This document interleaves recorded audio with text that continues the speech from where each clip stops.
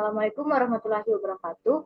Perkenalkan, nama saya Gifira Zara Fadila dengan NIM S1S1222055. Pada video kali ini saya akan membahas tentang bagaimana membangun model neural network menggunakan fungsional API. Nah, jadi berbeda dengan sekuensial API yang hanya mendukung alur linear, nah fungsional API ini tuh memungkinkan kita membuat struktur yang lebih fleksibel, seperti model dengan banyak input, banyak output, atau bahkan shortcut connection. Nah, salah satu contoh arsitektur yang cukup populer itu adalah ini, wide and deep neural network. Nah, model ini tuh dirancang untuk memanfaatkan keunggulan dari dua pendekatan berbeda, yaitu jalur lebar atau wide dan juga jalur dalam atau deep. Nah, kemudian di sini kita bisa melihat bahwa input layernya ini tuh pada gambar ini, jadi input layernya itu terbagi ke dalam dua jalur. Jalur pertama yaitu jalur lebar yang langsung terhubung uh, ke output layernya melalui proses concatenation tanpa melalui hidden layer. Nah, jalur ini tuh membantu model dalam menangani fitur-fitur sederhana atau aturan yang sudah direkayasa sebelumnya. Nah, sementara itu untuk jalur kedua adalah jalur dalam atau jalur deep yang terdiri dari beberapa hidden layer dan juga ini itu untuk memproses input secara bertahap dan juga untuk menangkap pola-pola non-linear yang kompleks. Nah, kedua jalur ini tuh kemudian digabungkan. Sebelum menghasilkan output, pendekatan ini tuh memungkinkan model untuk belajar secara lebih efektif dari data yang memiliki kombinasi aturan sederhana dan juga pola mendalam sehingga cocok digunakan dalam berbagai aplikasi termasuk sistem rekomendasi yang seperti digunakan oleh Google. Nah, oke. Nah, jadi model neural network yang akan dibangun ini tuh untuk bertujuan menyelesaikan permasalahan regresi pada dataset California Housing dengan model menggunakan fungsional API karena memungkinkan kita itu bisa membangun arsitektur yang lebih fleksibel. Misalnya dengan menggabungkan dua hidden layer yang berbeda menjadi satu output. Nah, ini tuh adalah contoh pendekatan dari wide dan juga deep, di mana sebagian informasi diproses secara langsung atau wide dan sebagian lagi itu melalui hidden layer bertingkat atau deep. Lalu hasilnya itu akan digabungkan. Nah, untuk kodenya itu seperti yang kita akan coba buat.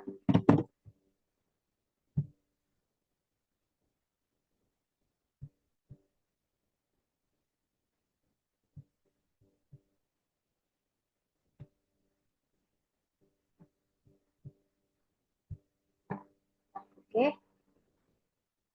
Nah, jadi yang pertama itu kita itu membuat input layer dengan bentuk input mengikuti jumlah fitur pada data pelatihan.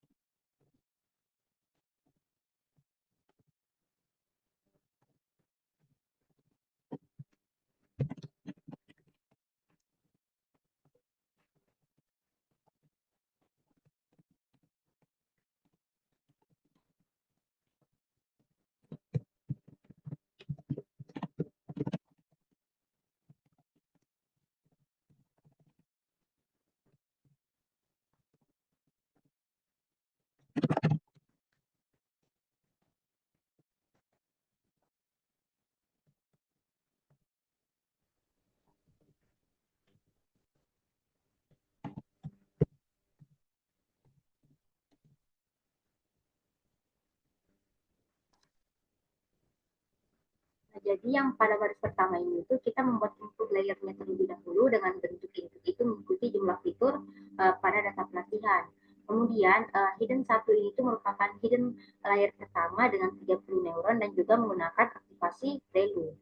Kemudian untuk hidden kedua di sini itu sama menggunakan 30 neuron dan juga ini tuh aktivasi fungsi aktivasi yang digunakan itu juga relu yang digunakan untuk menerima input untuk menerima output dari hidden layer yang pertama. Kemudian konflik di sini itu menggabungkan input awal atau white dan juga hasil dari hidden duanya atau yang di bagian deepnya. Kemudian outputnya itu merupakan jadi di sini tuh layer dengan satu neuron karena ini tuh regresi jadi di sini tuh kita tidak menggunakan fungsi aktivasi. Kemudian model ini kita membuat model dengan input dan output yang sudah didefinisikan.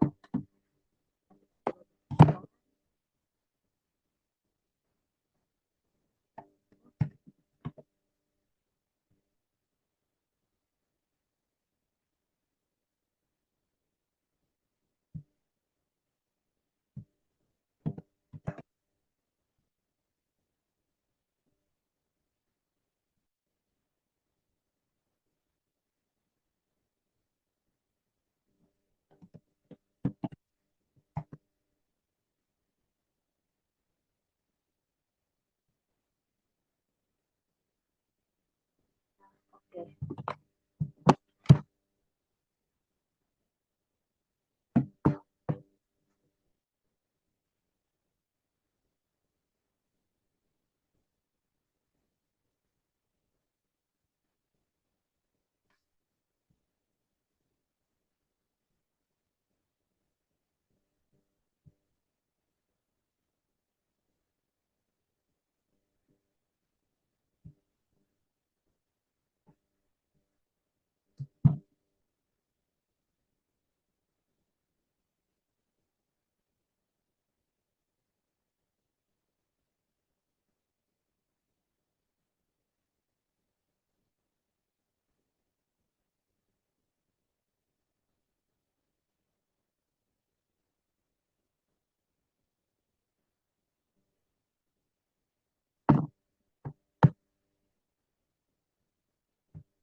Selanjutnya untuk menampilkan arsitekturnya kita langsungkan kode kan. Nah, jadi seperti ini. Nah, jadi model di sini tuh kita menggunakan arsitektur wide dan juga deep dengan fungsional API. Nah, di sini tuh inputnya itu berukuran 8 fitur diproses melalui 2 jalur. Nah, jalur deep-nya itu melalui layer dance masing-masing 30 unit dan juga jalur wide yang langsung menginputkan menggabungkan input hasil. Kemudian hasil dari kedua jalur yaitu digabung dengan output 38 unit dan akan diteruskan ke layer output dengan satu neuron. Nah, jadi total parameternya itu di sini sebanyak 1239. Nah, jadi arsitektur ini itu akan menggabungkan pembelajaran fitur langsung dan hubungan kompleks antar fitur.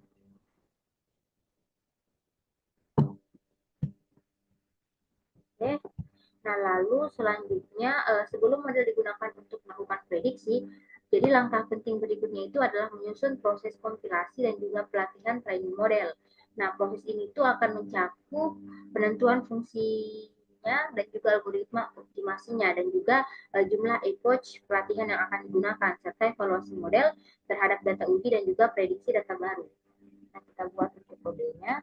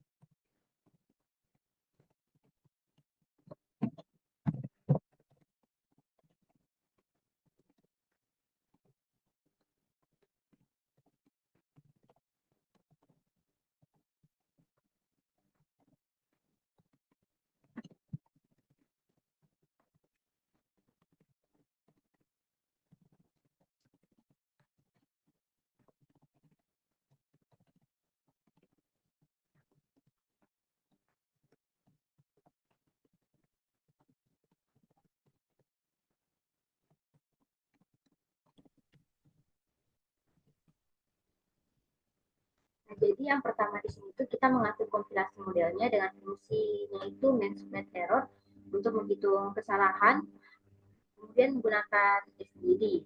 Kemudian di sini tuh kita melatih model selama 20 epoch dengan data pelatihan dan juga validasi.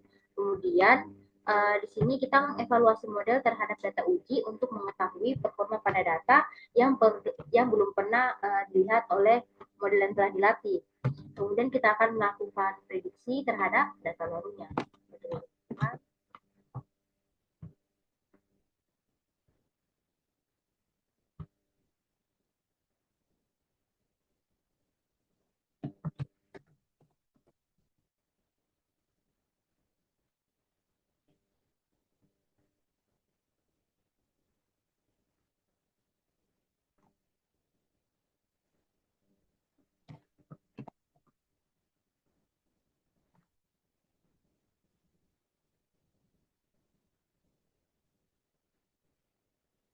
Di sini sudah melakukan proses pelatihan.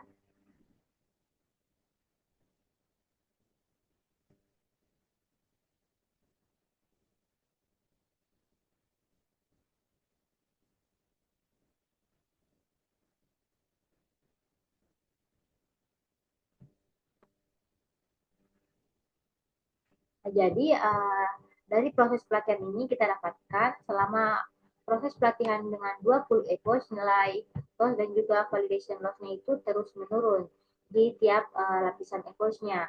Jadi ini menunjukkan bahwa model itu semakin baik mempelajari keluar dari data. Jadi semakin kecil validation loss-nya maka itu akan semakin baik. Jadi yang awalnya 1,4692 hasil akhirnya itu ini 0,4201.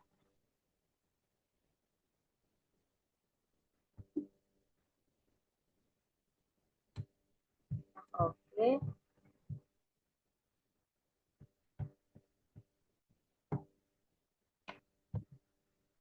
Nah, oke, lalu selanjutnya sebelum kita masuk ke codingan selanjutnya yang di buku seperti ini, kita terlebih dahulu akan mengatur untuk nilai shift-nya. Nah, ini tuh penting untuk menghasilkan training model yang bisa konsisten dan juga dapat direproduksi setiap kali hasil dijalankan. Jadi, dengan mengatur shift-nya itu kita akan mendapatkan nilai yang konsisten, tidak berubah-ubah. Ini kita tulis.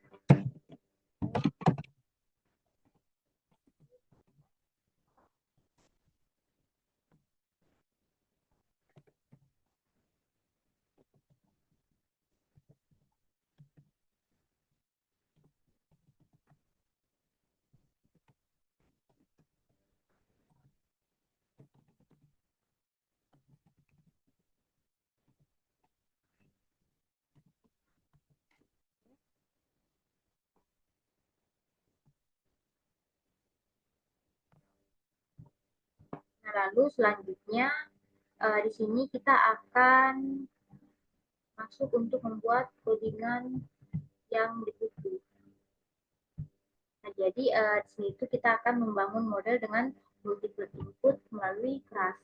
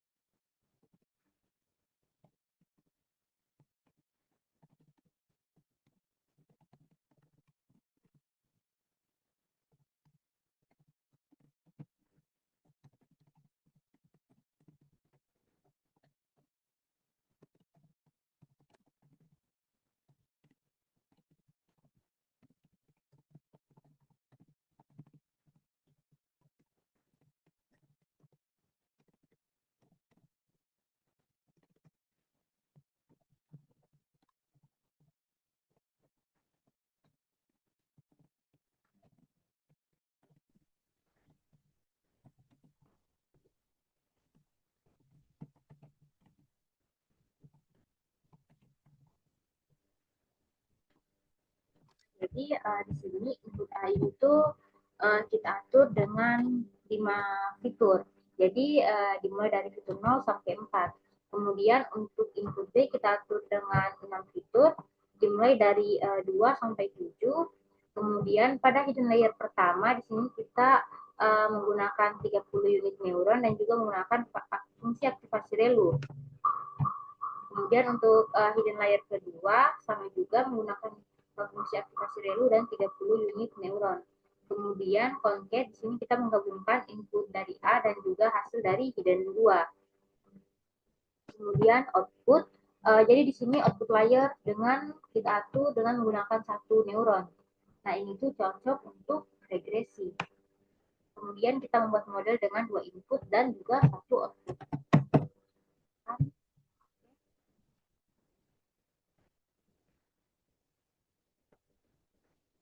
Nah, jadi di sini input A itu adalah jalur white yang langsung dikembangkan ke output tanpa melalui hidden layer. Nah, biasanya itu digunakan untuk fitur-fitur yang sederhana dan juga tidak membutuhkan pemrosesan lebih lanjut.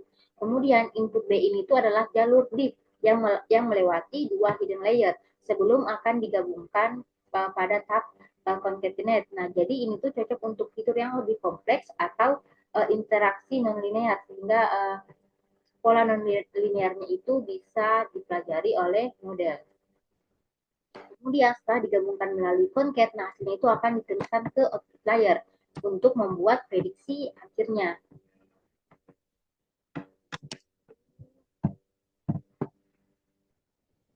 Nah, jadi setelah model selesai kita definisikan, nah selanjutnya itu kita akan mengcompile atau melatih train dan juga menggunakan model tersebut untuk melakukan evaluasi serta prediksi. Jadi di sini kita akan mempersiapkan subset dari dataset sesuai input yang dibutuhkan oleh model.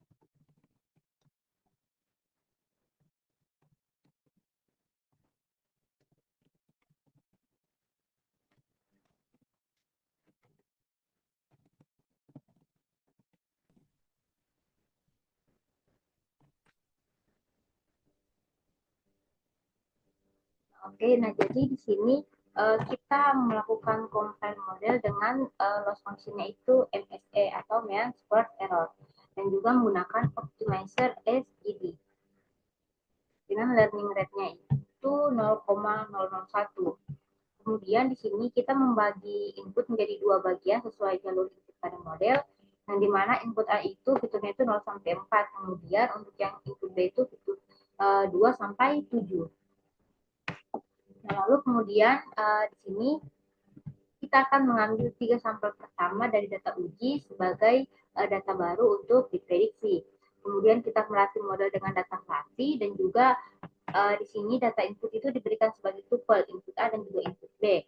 Kemudian data untuk validasinya juga diberikan untuk memantau performa model. Dan di sini sama menggunakan double approach. Kemudian kita mengevaluasi performa model dengan menggunakan MSE. Kemudian kita mengevaluasi performa model pada data uji, dan kemudian akan melakukan prediksi terhadap data baru.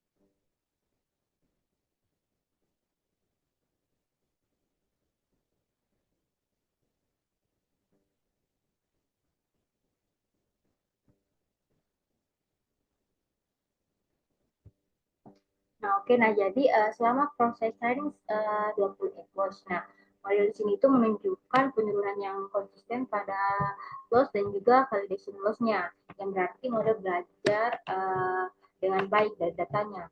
Nah, epoch 1 itu dimulai dengan loss-nya itu 0,5871, sedangkan untuk validation loss-nya itu 0,5169, yang menunjukkan kesalahan prediksi awal itu cukup besar.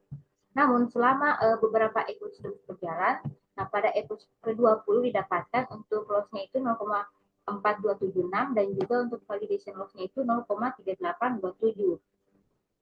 Jadi ini menandakan bahwa model itu semakin baik dalam memprediksi target, baik pada data latih maupun data validasinya.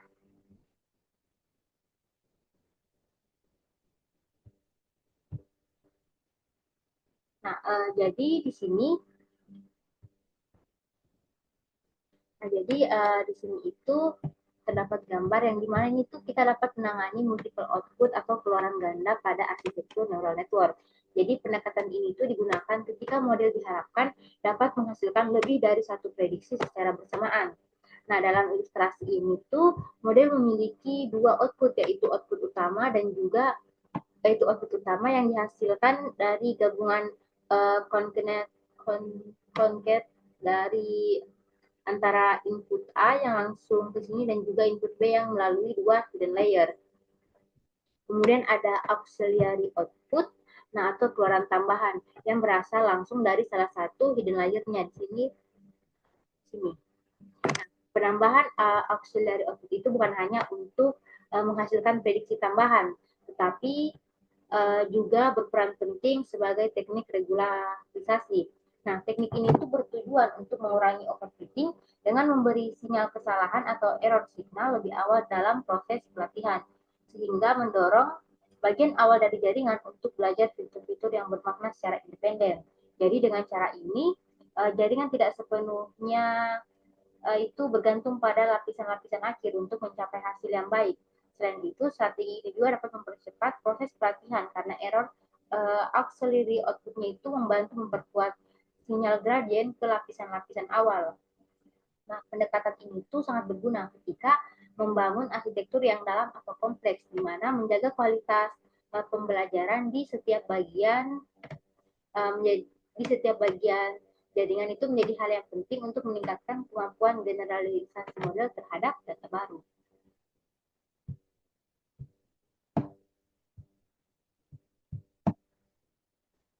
Nah, oke. Kita lanjut lagi. Nah, di sini kita akan mengatur ulang sistemnya, kita mengatur lagi.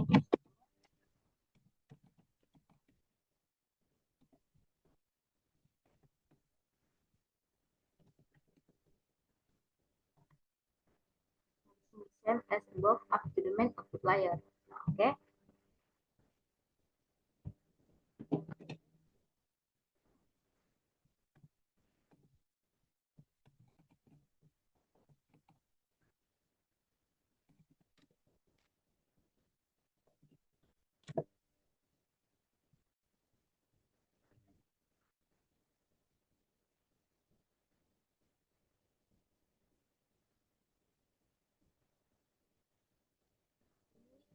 Sama dengan yang ini.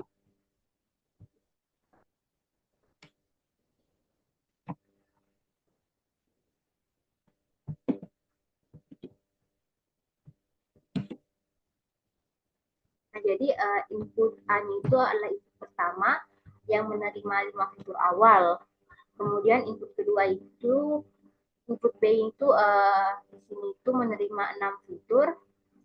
Kemudian pada hidden layer pertama dari jalur bit-nya, kemudian untuk yang hidden layer kedua dari jalur bit-nya. Nah, kemudian concat untuk menggabungkan hasil dari input A dan juga hidden 2-nya. Nah, kemudian di sini kita tulis output.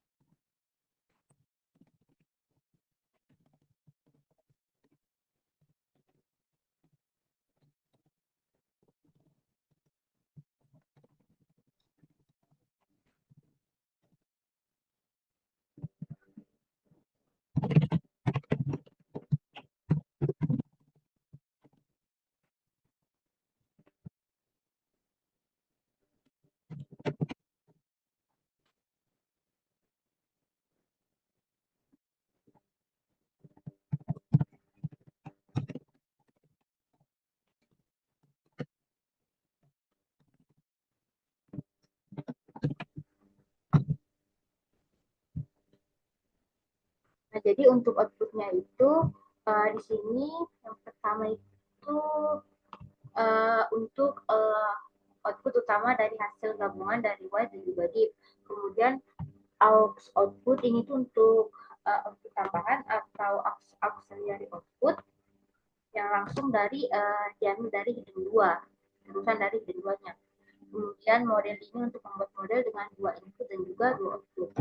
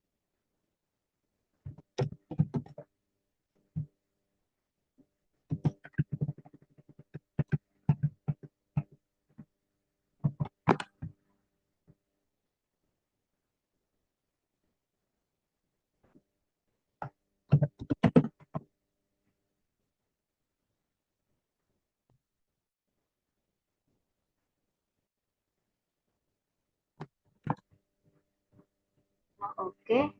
Lalu selanjutnya itu di sini kita akan membuat model untuk kompilasi model. Jadi kita akan mengompilasi model dengan dua loss function yaitu MSE. Nah, untuk masing-masing outputnya. Kemudian output utama itu memiliki bobot lebih besar yaitu 0,9, sedangkan output tambahan itu 0,1. Kemudian optimasi yang digunakan itu adalah MCD.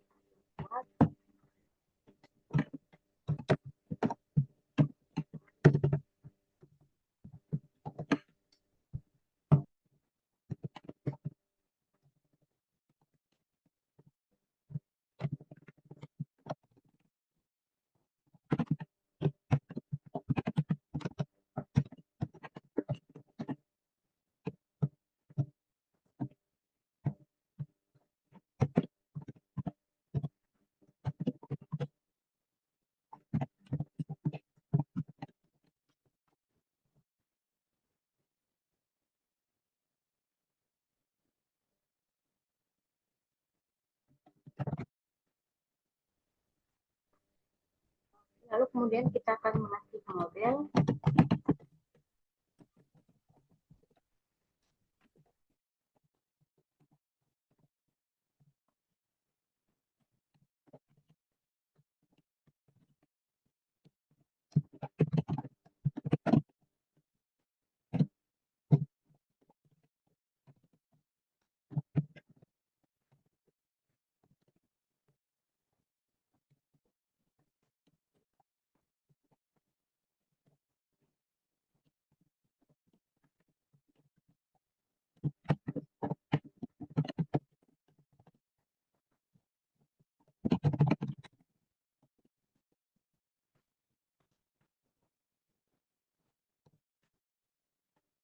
Kita sama sih menggunakan dua feedback watch.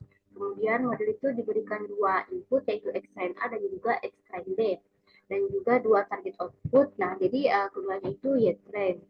Nah, kemudian validasinya juga dilakukan pada data validasi dengan input dan output yang sama strukturnya.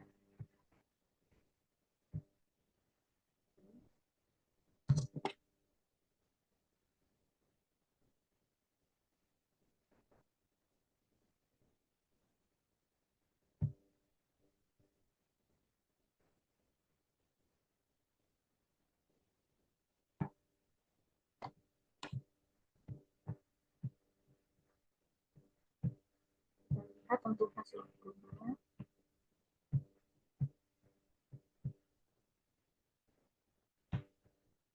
Nah, jadi di sini selama proses pelatihan dengan 20 epoch, jadi terlihat bahwa performa model itu mengalami peningkatan secara bertahap.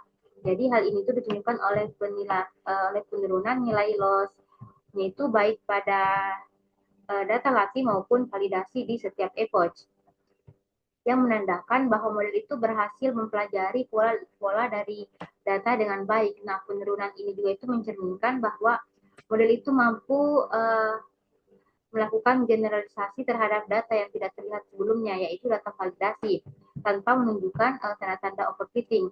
Nah, pada pelatihan ini, model menggunakan dua output, yaitu main output dan juga auxiliary output, di mana auxiliary output itu hanya berfungsi sebagai pendukung saja untuk membantu proses pelatihan menjadi lebih stabil. Nah, meskipun nilai loss pada auxiliary outputnya itu relatif lebih kecil, relatif lebih tinggi. Nah, hal ini tuh wajar karena loss utamanya itu memang tidak difokuskan untuk auxiliary output, melainkan pada main output loss-nya. Yang dapat itu 0,3549 dan juga untuk validation and outputnya itu 0,3337. Nah, jadi ini menunjukkan bahwa model sudah cukup baik untuk melakukan prediksi.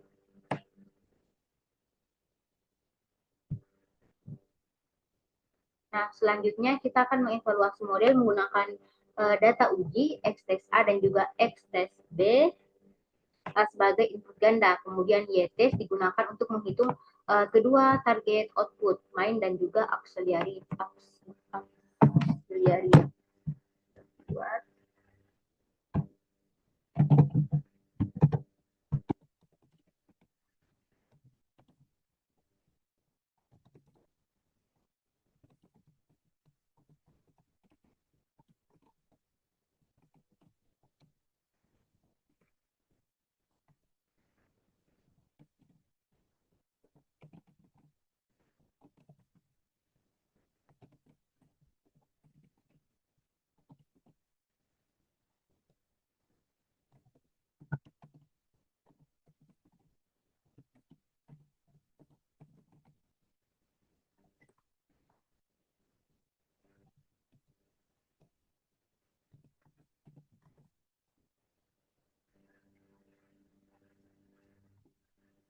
Kemudian di sini kita akan melakukan prediksi terhadap data barunya sebagai input ganda, kemudian output yang dihasilkan itu akan berupa prediksi dari output utama dan juga output tambahan.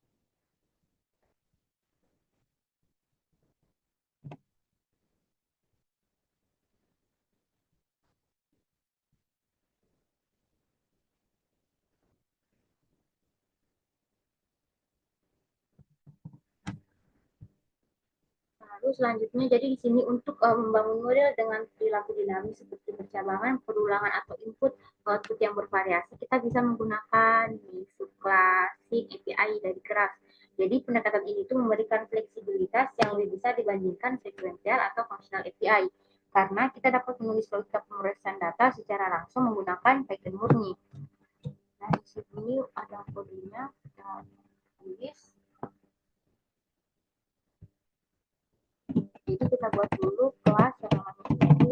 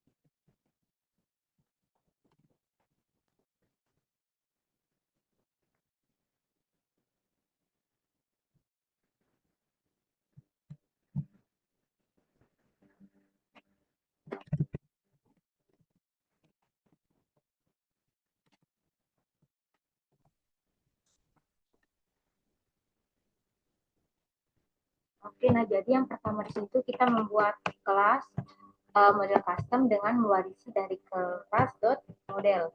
Nah, kemudian kita memanggil konstruktor dari kelas induk untuk menangani argumen standar seperti nama modelnya. Kemudian kita membuat layer dance pertama untuk bagian div, kemudian yang ini untuk yang layer pertama, ini untuk yang layer kedua, kemudian segmen output di sini untuk output utama dari gabungan input A dan juga hasil dari hidden 2, kemudian self aux underscore output ini untuk output tambahan. Nah, kemudian kita menggunakan metode untuk mendefinisikan alur forward dari model saat training. Nah, jadi yang pertama itu kita memisahkan input menjadi dua bagian, yaitu input A dan juga input B. Nah, kemudian di sini kita menerapkan hidden 1 pada input B dan juga menerapkan hidden 2 pada hasil dari hidden 1. Kemudian concat di sini kita menggabungkan input A dengan hidden 2. Kemudian di metodenya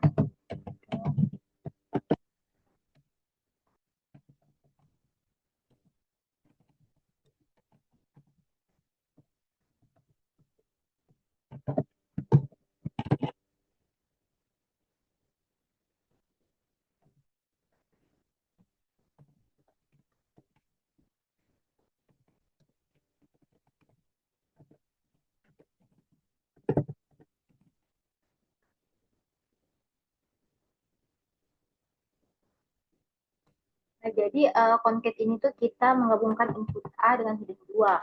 Kemudian main output untuk menghasilkan output utama dari hasil gabungan dan juga output itu untuk menghasilkan output tambahan dari hidden 2-nya. Kemudian kita akan mengembalikan atau mereturn kedua outputnya dari main output dan juga out output. Nah, kemudian kita membuat instance dari model white and model.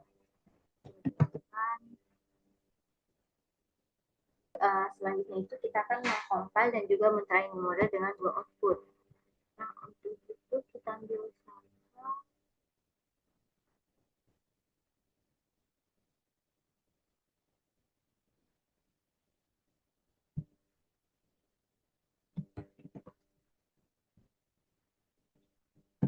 Nah, jadi di sini kita menggunakan dua fungsi loss, yaitu MSE, dan kemudian kita mengatur loss rate-nya itu untuk yang main outputnya itu 0,9 dan juga untuk yang tambahan itu 0,1. Kemudian untuk optimizernya kita akan menggunakan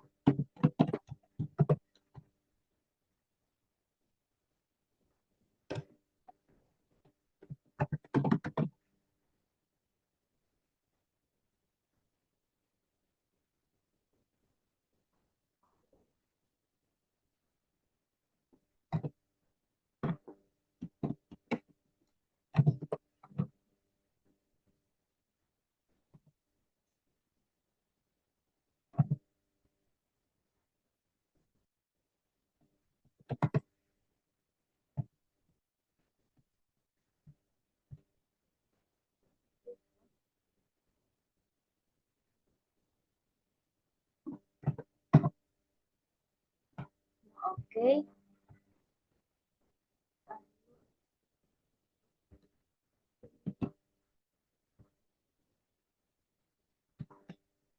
Jadi sini kita akan melatih model.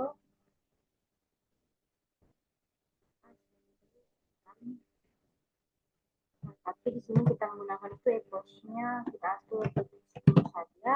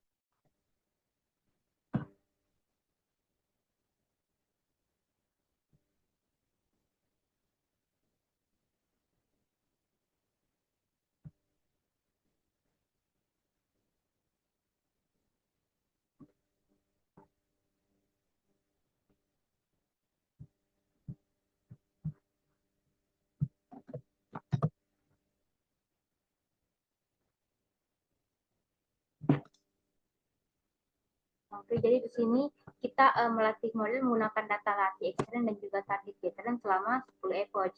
Dan juga validasi dilakukan pada data X-file dan juga Y-file.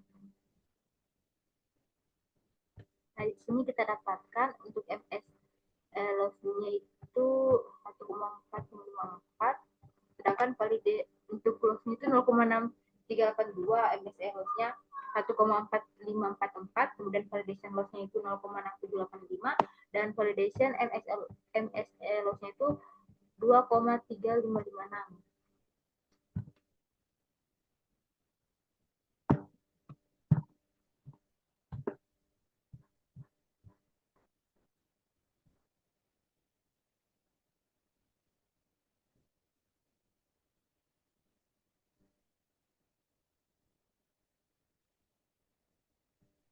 Nah, oke, kemudian kita masuk ke saving and restoring model. Jadi di sini kita atur, jadi kita menggunakan model sekuensial. Kemudian untuk layer pertamanya ini kita menggunakan aktivasi relu, dan juga untuk layer keduanya juga itu relu, dan juga ini untuk outputnya.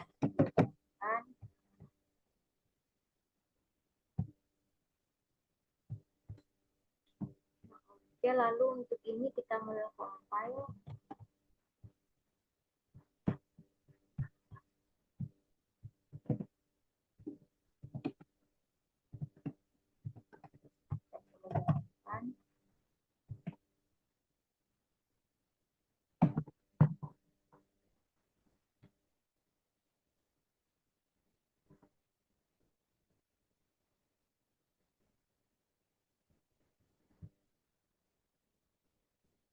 Oke, lalu kemudian kita akan simpan modelnya.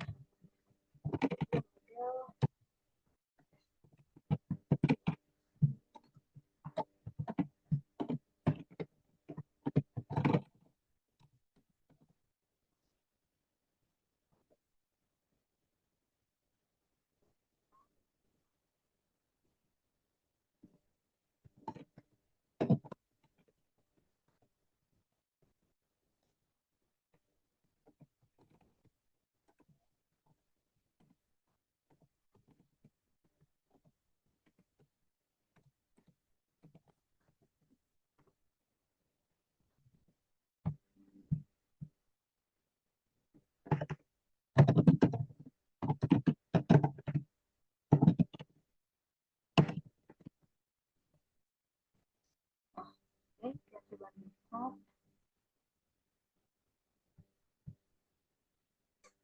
Nah, di sini sudah ada, jadi di sini modelnya sudah tersimpan. Jadi dalam pengembangan model, jadi kita itu akan menyimpan dan membuat kembali model menggunakan. Nah, jadi di sini kita sudah melakukan juga penyimpanan model. Nah, itu merupakan praktik penting yang memungkinkan efisiensi waktu dan juga fleksibilitas dalam berbagai skenario, baik untuk keperluan deployment dan juga evaluasi ulang atau kelanjutan pelatihan di lain waktu. Jadi di sini kita menggunakan model .save my class model. Jadi di sini seluruh informasi penting dari model seperti arsitektur jaringan, bobot hasil pelatihan, dan juga konfigurasi pelatihan dapat disimpan secara utuh dalam suatu file yang bernama di sini formatnya itu H5. Jadi ini tuh untuk mendokumentasikan hasil pelatihan atau membagikan model ke sistem lain tanpa perlu melatih ulang dari awal. Nah, baik, sekian penjelasan saya. Lebih dan kurangnya mohon dimaafkan. Assalamualaikum warahmatullahi wabarakatuh.